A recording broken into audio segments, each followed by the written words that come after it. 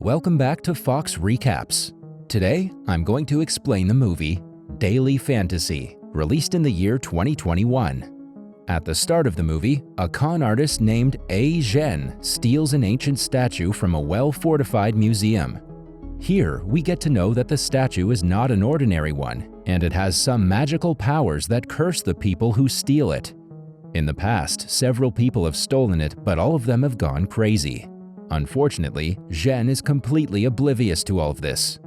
After getting the job done, he heads to meet his business partner, Brother He, and hands him several antique artifacts that he stole from the museum.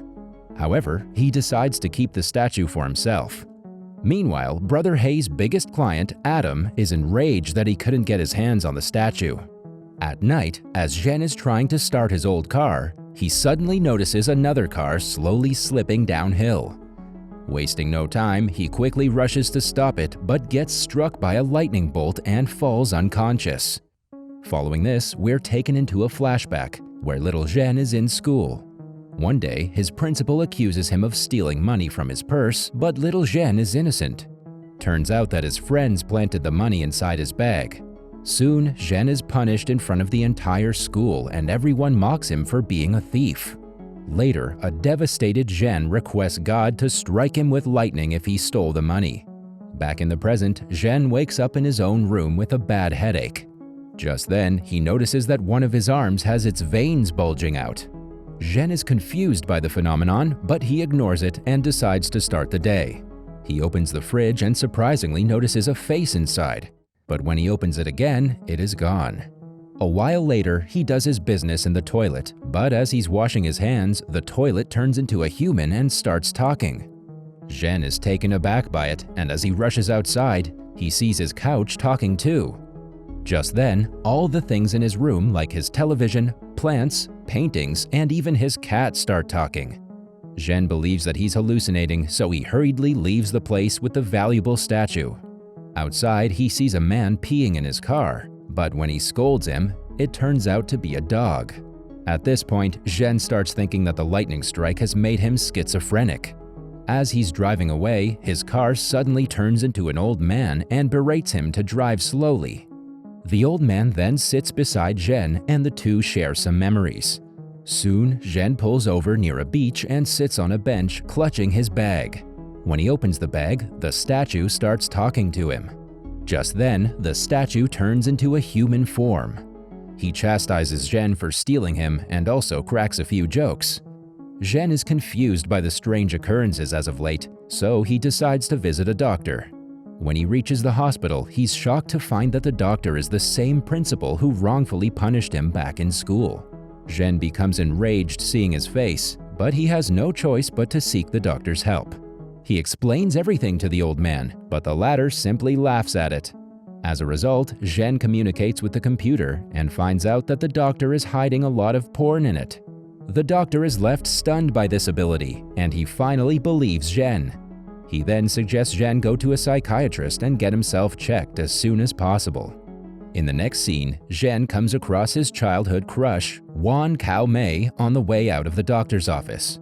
The two instantly recognize each other and start chatting. Zhen inquires to her if there's any disease that causes people to talk with objects, but Kao Mei thinks he's joking and gives him her card. This makes Zhen very happy and he heads to his car rejuvenated. After a bit of driving, he asks his car to talk, but the latter refuses. Instead, it stops in the middle of the road, and when Zhen goes to have a look, the engine suddenly explodes and sends him flying. Fortunately, he only suffers minor bruises and the statue is also intact. Just then, its human form appears near Zhen and reveals that he will continue having bad luck unless he returns all the stolen items and practices good virtue. The man also mentions that once Zhen has done enough good in the world, the objects will stop talking to him. Later, Zhen calls for some repairmen and his car is towed away to a garage. He wants his car repaired right away since it's special for him. But one of the mechanics informs him that finding spare parts for the car is harder than finding a dinosaur. With this, Zhen reluctantly agrees to have his car demolished. After the repairmen leave, Zhen finds a strange red mask on the road. Curious, he picks it up but immediately throws it back after the mask starts talking. Zhen is about to crush the mask when it reveals about 4 robbers who are on their way to rob a big jewelry store. In the next scene, the same 4 robbers are shown driving to the jewelry store to conduct their heist. One of the robbers lost his mask, so he kidnapped a woman and wore her tights. Unfortunately for them, as they reach the store, they find several cops already waiting for them. The movie then cuts to a few hours earlier, where Zhen has entered the police station to inform the cops about the heist. Hearing his claims, the inspector thinks he's unstable, but Zhen uses his ability to talk to the office table and starts revealing discreet things. The inspector quickly shuts his mouth and believes him. Once the robbers are apprehended, the inspector asks Zhen to call his relative, believing he needs medical help. With no one to call his family, Zhen calls Cao Mei, who arrives after a while and convinces the cops that her friend is indeed sick. Following this, the duo heads to a beach where Zhen informs her of everything unusual around him. However, just like everyone else, Cao Mei refuses to believe the story and claims that he's suffering from schizophrenia. She then agrees to help him get back to normal.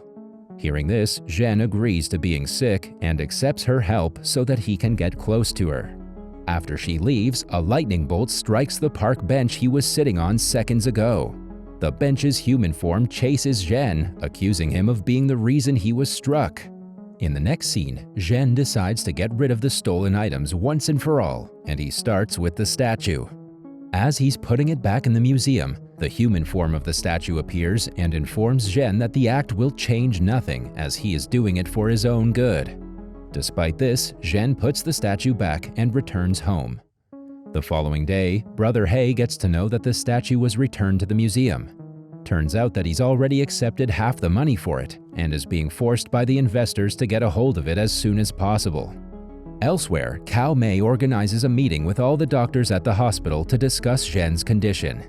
However, everyone dismisses her claims, mentioning that Zhen is faking his illness to get closer to her. Just then, the principal gets up from his seat and reveals that he believes in her theory. This surprises the other doctors, but Cao Mei is pleased at the support. Elsewhere, Zhen approaches an old temple at night to return a stolen book. There, he witnesses some monks practicing kung fu, but later realizes that all of them are statues.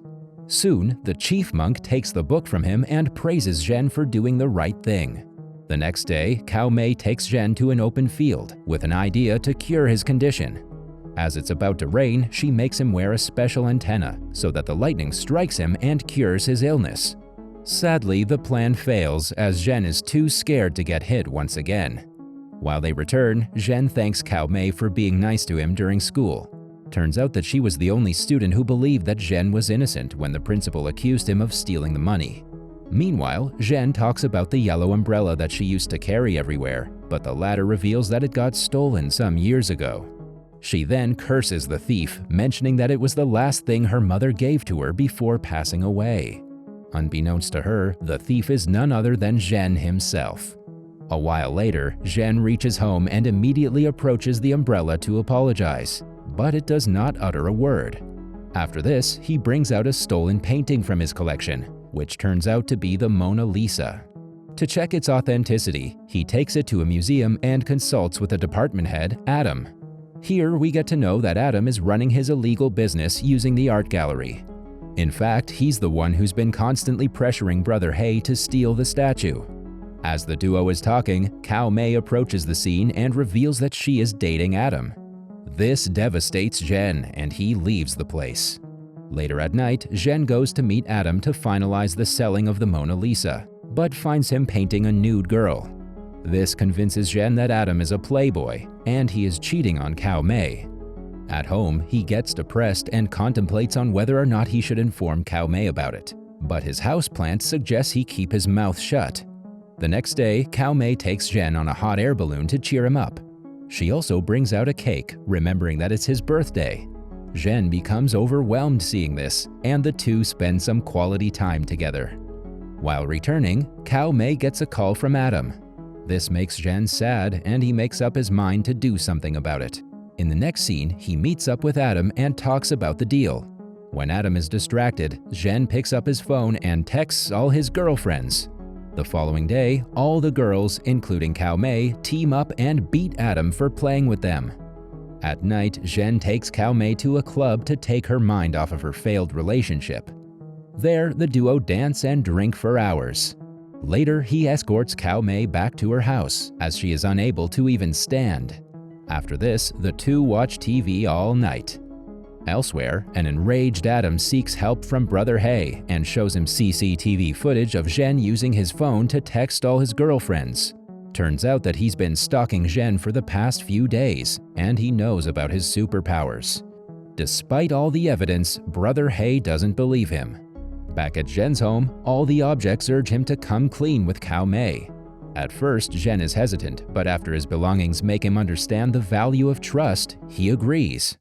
A while later, he meets up with Cao Mei and reveals to her that he is not sick. He also tells her about his powers and hands her the umbrella, mentioning that he stole it some years back. As he tries to apologize, Cao Mei requests him to talk to the umbrella and ask about her mother's last words. The umbrella refuses to talk, so Cao Mei doesn't believe him. She then calls Zhen a liar and storms out of the place enraged. Later, a distraught Zhen returns home and notices that the last bulging vein in his arm has disappeared. This means that he's repaid all his debts, and now he can no longer talk to objects. As he celebrates his victory, he gets a call from brother He, who mentions that he's kidnapped Cao Mei. Hearing this, Zhen immediately rushes to the warehouse. There, the evil man reveals that he wants Zhen to talk to a locker and open it so that he can get the valuable items. Failing to do so will get Cao Mei killed. Panicked, Zhen tries his best to talk to the object, but since he is totally normal now, he fails. With no options left, he tries to convince the bad guys that he's lost his ability, but they're in no mood to listen. As He is about to eliminate him, the police arrive in the nick of time and save both Zhen and Cao Mei. In the final scene of the movie, Zhen returns home and reminisces about different objects talking in the house. He gets emotional and thanks them for their advice.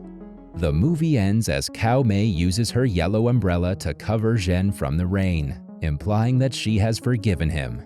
That was all from the video. I hope you liked it. Subscribe for more content like this, and hit the like button to help us out. Also, leave a comment if you want us to recap your favorite movie. Until next time, take care.